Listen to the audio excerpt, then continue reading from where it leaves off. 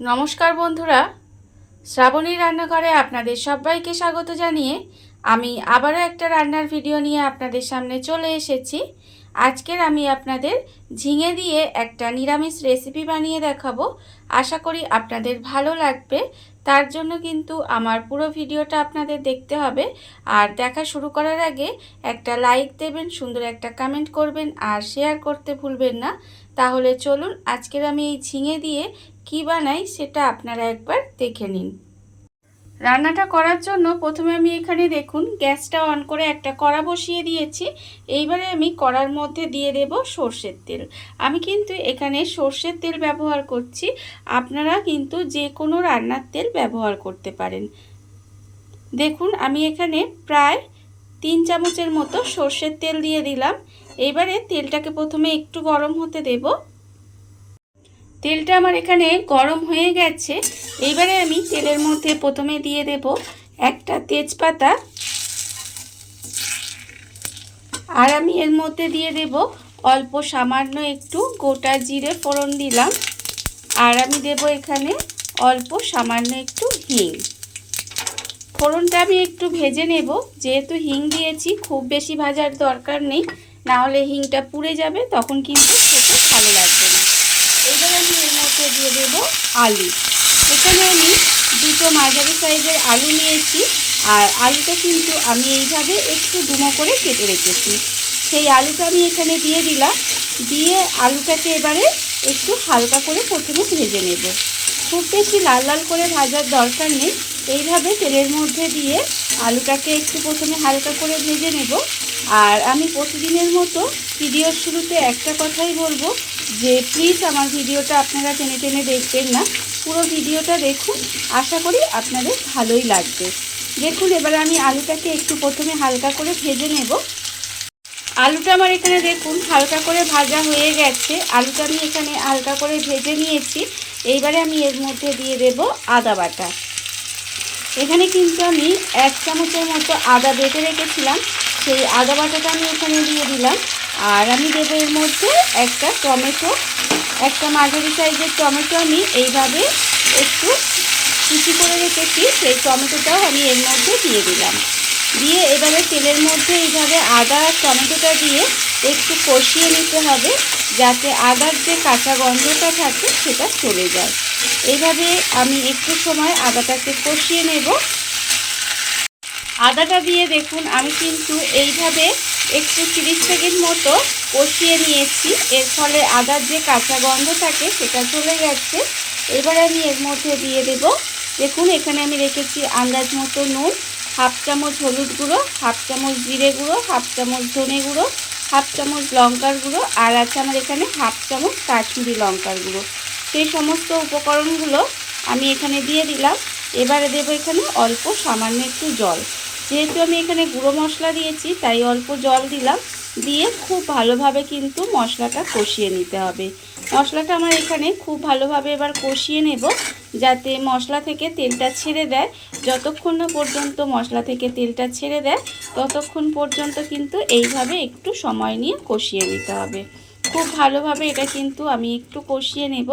আর আপনারা জানেন যে মশলা যত ভালোভাবে কষাবেন তত কিন্তু রান্নার স্বাদ ভালো আসে, তাই একটু হাতে সময় নিয়ে আমাকে কিন্তু এটাকে ভালোভাবে কষিয়ে নিতে হবে। মশলা কিন্তু আমার এখানে কষানো হয়ে গেছে, আর আপনারা দেখতেই পাচ্ছেন মশলা থেকে কিন্তু তেলটা ছেড়ে দিয়েছে। এইবারে আমি এই সময় আমি এর মধ্যে দিয়ে দেব 1/2 চামচ মতো চিনি। যেহেতু নিরামিষ রান্না একটু চিনি দিলে দেখবেন খেতে কিন্তু বেশ ভালো লাগে, তাই চিনিটা অবশ্যই দেওয়ার চেষ্টা করবেন, এতে কিন্তু এর স্বাদটা অনেকাংশে বেড়ে যায়। দেখুন চিনিটা দিয়েও কিন্তু আমি খুব ভালোভাবে একটু মিশিয়ে নিলাম। এইবারে আমি এর মধ্যে দিয়ে দেব যে ঝিঙেগুলো আমি এখানে দেখুন এইভাবে একটু ডুমো করে কেটে রেখেছিলাম, সেই ঝিঙেগুলো কিন্তু আমি এর মধ্যে দিয়ে দিলাম। ঝিঙেগুলো কিন্তু এইভাবে লাস্টে দিলাম, না হলে ঝিঙে দেখবেন প্রথমে দিলে ঝিঙেটা গলে যায়। সেই জন্য এইভাবে একটু লাস্টে ঝিঙেটা দিয়ে খুব ভালোভাবে মশলার সঙ্গে একটু কষিয়ে নেব। তাহলে দেখবেন ঝিঙেটা রান্না হওয়ার পরে কিন্তু একেবারে গলে যাবে না। এইভাবে ঝিঙেটা দিয়ে একটু সময় কষিয়ে নিতে হবে। গ্যাসটা লোতে দিয়ে এইভাবে ঢাকা দিয়ে আমি কিছুক্ষণ রান্না করে নিয়েছিলাম। দেখুন এর ফলে কিন্তু আলু আমার সেদ্ধ হয়ে গেছে আর ঝিঙেও কিন্তু সেদ্ধ হয়ে গেছে। আর আপনারা দেখতেই পাচ্ছেন ঝিঙেগুলো কিন্তু একেবারে গলে যায়নি। দেখুন এইভাবে কিন্তু রান্নাটা করে নিতে হবে। যখন দেখবেন ঠিক এইভাবে রান্নাটা হয়ে গেছে তখন কিন্তু আমি এর মধ্যে দিয়ে দেব, দেখুন এখানে আমি বেশ কিছুটা ছানা রেখে দিয়েছিলাম, সেই ছানাটা কিন্তু আমি এখানে দিয়ে দিলাম। এই ছানাটা দেওয়ার ফলেই কিন্তু রান্নার স্বাদটা আরও বাড়িয়ে দেয়।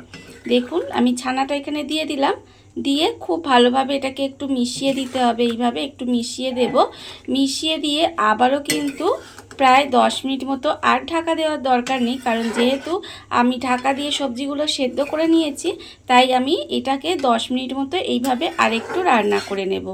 দেখুন এইভাবে একটু রান্না করে নিতে হবে যাতে এই যে ঝোল ঝোল ব্যাপারটা আছে এটা আরেকটু মাখা মাখা হয়ে যায়, কারণ এটা এতটা ঝোল থাকলে খেতে ভালো লাগবে না, তাই তরকারিটা একটু মাখা মাখা বানিয়ে নেব। আর যেহেতু ছানাটা দিয়েছি সেই জন্য দেখবেন আরও কিন্তু খেতে ভালো লাগবে রান্নাটা। আর এটা আপনারা রুটি, লুচি, পরোটার সঙ্গে তো খেতে পারেন, আবার ভাতের সঙ্গেও কিন্তু খেতে পারেন। যে কোনো নিরামিষ দিনে এইভাবে একবার ঝিঙের রেসিপিটা বানিয়ে দেখবেন, খেতে কিন্তু অসম্ভব সুন্দর হয়। আপনারা তো ঝিঙে দিয়ে অনেক রকম রান্না করেই দেখেছেন, একবার এটা কিন্তু ট্রাই করে দেখতে পারেন। দেখুন এবারে আমি এই গ্রেভিটাকে একটু ঘন করে নেব। দেখুন আপনারা আমি কিন্তু এটা বেশ কিছুক্ষণ এইভাবে রান্না করে নিয়েছিলাম, এর ফলে দেখুন গ্রেভিটা কিন্তু আমার অনেকটাই কমে গেছে। আর আমি কিন্তু এইভাবেই নামিয়ে নেব। আপনারা যদি চান তাহলে কিন্তু আরেকটু গ্রেভিটা কমিয়ে নিতে পারেন, তবে ঠান্ডা হলে কিন্তু এটা একটু ঘন হয়ে যাবে। দেখুন আমি কিন্তু এই অবস্থাতেই নামিয়ে নিচ্ছি। রান্না কিন্তু আমার এখানে একেবারে রেডি হয়ে গেছে, আর কিন্তু এর মধ্যে কিছু দেবারই দরকার নেই। এইভাবে বানিয়ে খেয়ে দেখবেন, খেতে কিন্তু অসম্ভব সুন্দর হয়। দেখুন রান্না আমার একেবারে রেডি। এবারে আমি গ্যাসটা অফ করে দেব আর আপনাদের পরিবেশন করে দেখাবো ঠিক কেমন হলো। দেখুন বন্ধুরা, বাড়িতে থাকা কত অল্প উপকরণে কত অল্প সময় কত সুন্দর একটা ঝিঙের রেসিপি তৈরি হয়ে গেছে, আপনারা দেখতেই পেলেন। আর এটা কিন্তু খেতে অসম্ভব সুন্দর হয়। এইভাবে আপনারাও একদিন হলেও বাড়িতে বানিয়ে দেখতে পারেন। আর এই ভিডিওটা যদি আপনাদের ভালো লেগে থাকে, আপনারা যদি ফেসবুক থেকে দেখে থাকেন পেজটি ফলো করে দেওয়ার অনুরোধ রইল, আর যদি ইউটিউব থেকে দেখে থাকেন চ্যানেলটি সাবস্ক্রাইব করে নেওয়ার অনুরোধ রইল। তাহলে চলুন ভিডিওটা আমি এখানেই শেষ করছি। আপনারা সবাই ভালো থাকবেন, সুস্থ থাকবেন। আবারও হাজির হব নতুন কোনো রান্না নিয়ে।